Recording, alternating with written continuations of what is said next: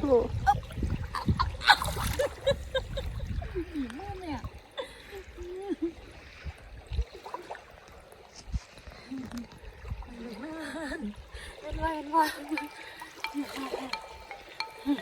มันสิเหนียวมือคน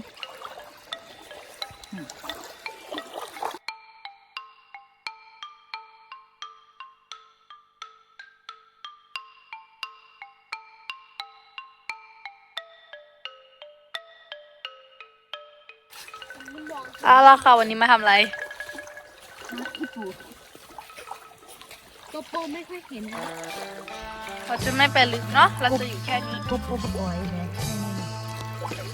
นี่ตักกุ้งจีฝอยมันกุ้งจีฝอยเนี่ยเห็นปะ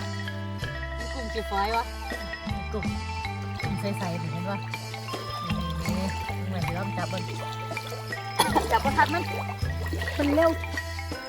ต้องให้เขาดูก่อน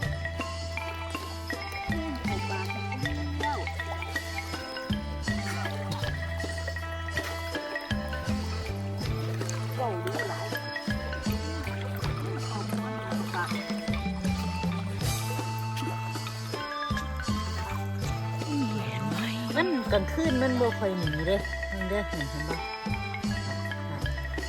ที่ประตูไงตืดว้าวสุดยอดไปงานเถอะ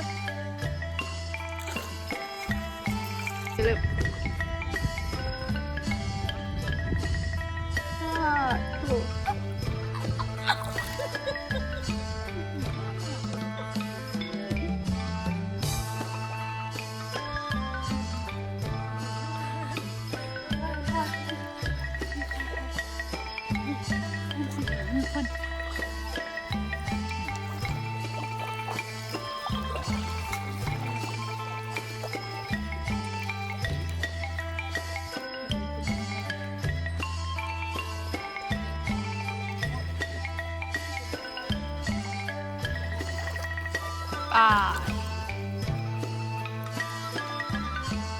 ป้าเดินต่อ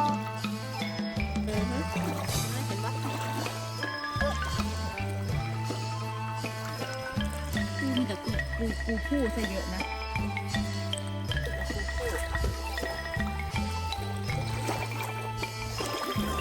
และปูหอยไม่เห็น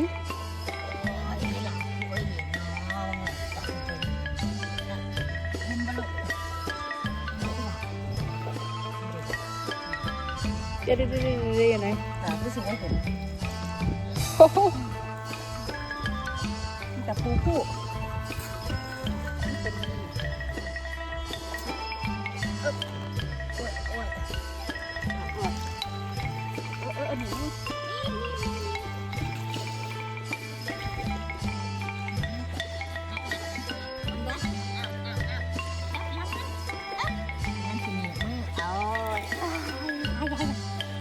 กระปูปู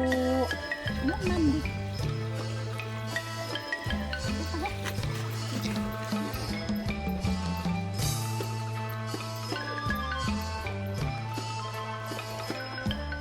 เห็นดิมั้ย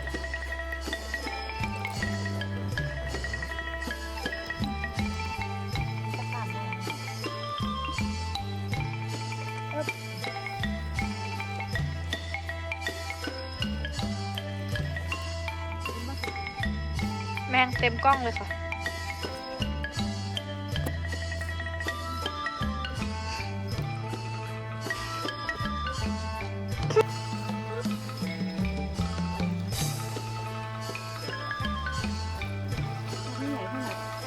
ปูพูดหมดเลยนะออกมาตรงคุณตัวเมียตัวเมียตัวเมียไม่มีจับปูตัวผู้อ๋อที่ตัวนี้ก็มีอีกตัวหนึ่งแต่ไม่ใหญ่มากมีเที่ยวมีเที่ยวตลอดเลยสูนปูปู